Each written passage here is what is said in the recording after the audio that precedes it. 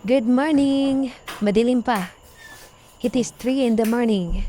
Gagamitin natin ang Sun Tiger Cruiser e-bike papuntang Palsong, Bula, galing sa Naga. Sinigurado kong full charge. Nagpabili ang kapatid ko sa Naga at itatravel natin papuntang Palsong, Bula. Ang distance? 34 kilometers lang naman. Sabi ng Sun Tiger, hindi raw kaya kasi 30 kilometers lang ang maximum distance. Sabi ko naman, try ko pa rin kahit magtulak ako. Yan na nga.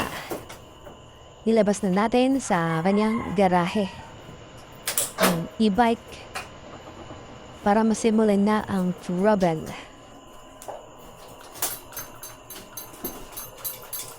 Yan na nga, binanatan ko na ang madilim na kalsada. Buelong-buelo, walang masyadong sasakyan. Pero ang takbo ko, 20 to 30 kilometers per hour lang.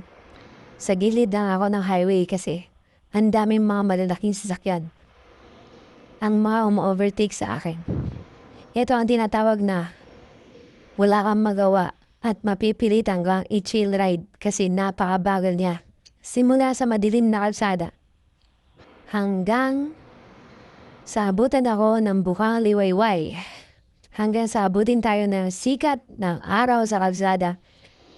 Nangangawit na kamay ko kakapiga. Buti sana o masarap. Okay lang, kaso throttle ang pinipigyan ko. Nasa wakas, hindi ako nagtulak. Inabot ako ng 3 oras sa biyahe. 6 a.m. na ako nakarating. Salamat sa panonood. Hit heart and subscribe sa mga walang kwentang content na gaya nito.